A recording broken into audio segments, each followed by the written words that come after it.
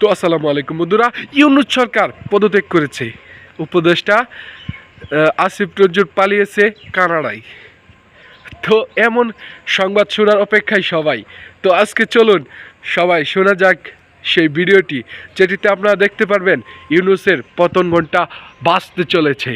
তো চলুন ভিডিওটি দেখে আসা যাক। হৃদয়ের স্পন্দন, প্রাণের ভাষা, হৃদয়ের মর্মবাণী হচ্ছে জয় বাংলা। এবং এটি স্বতঃস্ফূর্ত ভাবে আমাদের ছাত্রলীগের নেতা কর্মীরা, আমাদের তরুণ প্রজন্ম, আমাদের সাধারণ শিক্ষার্থী, কারণ আমরা কিন্তু এটি যে আলোচনাটি এর আগে হলো, কারণ জয় বাংলার সঙ্গে ক্ষমতায় থাকা, ক্ষমতায় না থাকা, ক্ষমতায় যাওয়া, ক্ষমতায় না যাওয়ার কোনো সম্পর্ক নেই। এটি আমাদের অস্তিত্বের ঠিকানা, এটি আমাদের শেকড়, এটি আমাদের আত্মপরিচয়। তো আমরা অবশ্যই এই জয় বাংলার যে অপ্রতিরোধ লড়াই, সেটি আমাদের অব্যাহত থাকবে এবং অবশ্যই আমাদের নেতা এই পরিবর্তিত বাস্তবতায় এই দখলদার বাহিনী যখন লেলিয়ে দিচ্ছে আমাদের যারা মুক্তিকামী, যারা গণতন্ত্রকামী ছাত্র জনতা, তাদের উপরে এক ধরনের মৃত্যু পরোয়ানা যারা জারি রেখেছে, এই বাস্তবতা মাথায় রেখে নিরাপত্তা নিশ্চিত করে সৃজনশীল ভাবে আমাদের জয় বাংলার ক্যাম্পেইন আমাদের অবশ্যই চলবে। এবং আমাদের জাতির পিতা বঙ্গবন্ধু শেখ মুজিবুর রহমান যেমন বলেছিলেন যে দাবিয়ে রাখা যাবে না, দাবায় রাখতে পারবে না। আসলে জয় বাংলাকে কে দাবাবে? কোন দখলদার বাহিনী দাবাবে? এই শান্তি কমিটির সরকার এই দখলদার বাহিনীও সেটি দাবাতে পারবে না।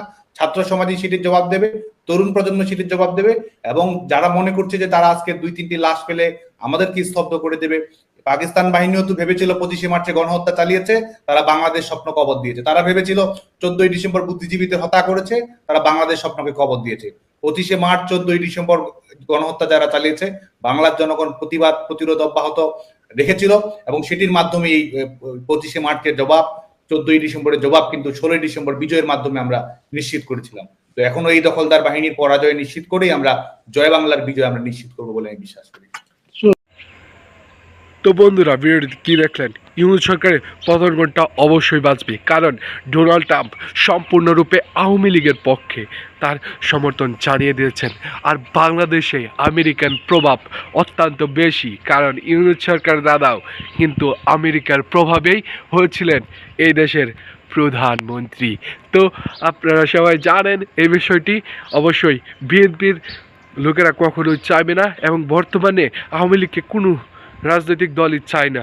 তবে নতুন দলগুলো অনেক ভালো হয়েছে, কারণ তারা রাজনৈতিক সুযোগ সুবিধা পেয়েছে। এবং সবচেয়ে ভালো হচ্ছে জামাত ইসলামের, যেখানে তারা ধর্মবাদী মৌলবাদী রাজনীতি করতো, সেখানে এখন তারা ঘোরাফেরা করে মানুষকে দাওয়াত দেওয়ার মতো সুযোগ পাচ্ছে, তাদের দলে আহ্বান করার মতো সুযোগ পাচ্ছে, এবং অনেক নেতাকর্মীরা জেগে উঠেছেন ইতিমধ্যে আমরা দেখেছি। তো আমরা দেখতে চাই সামনে আপনার পছন্দের কোন দলটিকে আপনি কমেন্ট করছেন, অবশ্যই কমেন্ট করে যাবেন।